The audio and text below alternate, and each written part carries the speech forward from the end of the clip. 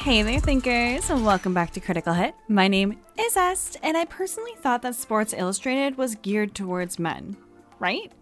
Well, it looks like the people who are in charge of finding the front page models have drank a little bit too much of the Kool-Aid. So, let's get into it. Now, imagine, if you will, you walk yourself into a store and you walk up to the counter, you ask the guy for the latest swimsuit edition of Sports Illustrated that you've waited all year long for. It's in May, it's hot out, you want to see some hot models in bikinis. You're like, all right, let me look at this chick. And then you realize it's a dude. Ow! Jump scare. So, you know that phrase, go woke, go broke, or get woke, go broke, however you say it. It's been incredibly relevant for the last 4 years, but now we're seeing it in action more than ever. It's become less of a threat from customers and more of a reality for businesses. And looks like Sports Illustrated is the latest victim. So if you've spent any time on Twitter in the last week, you probably saw that the 70-year-old iconic sports magazine, Sports Illustrated, laid off basically its entire publication staff in one day.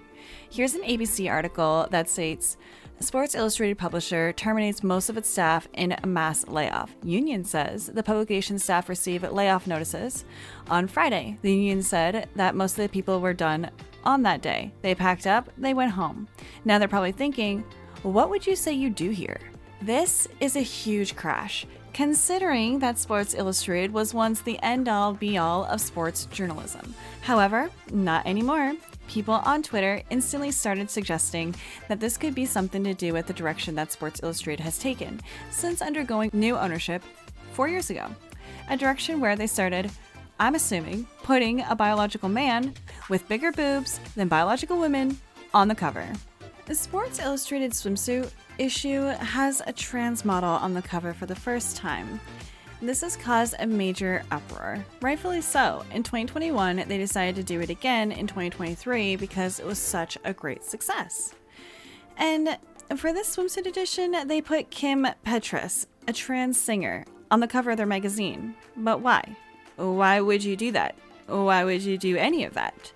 It's such a bait and switch for men everywhere. Besides, that's not all they did. With the whole body positivity movement taking off, they also featured heavier women on the cover and inside their swimsuit editions. Here's one example from this in 2022. This is not objectively a bad thing. She looks beautiful. Her makeup looks stunning. I mean, she's fantastic. But they were only trying to do this to be politically progressive and inclusive. It really doesn't make much sense because Sports Illustrated, since the beginning, is supposed to be about highlighting athletes and insanely fit, toned, and objectively beautiful swimsuit models on the cover. It doesn't make sense, and it just came out of left field. This is a far cry from the male-oriented magazine that once cared only about sports and then, once a year, cared about hot, in-shape, athletic women. None of it makes sense, and obviously changing their priorities did not work out well for them. Now, you might be thinking, Est, did this really happen because they put some less than ideal people on the covers? No, not really. Because not only did they make some really bad cover model choices due to their overly progressive political climate, but they also stopped accepting money from sponsors and advertisers who weren't on board with their new socio-political agenda. They literally gave themselves a death sentence. Since their woke team stopped accepting big sponsors for the biggest issue has become an issue, and instead, Sports Illustrated Swimsuit announced a new advertising mandate which would only allow brands driving the cause forward to be featured in the magazine's annual print issue, as well as across its digital footprint. Again, I think it's pretty cool how that all worked out for them.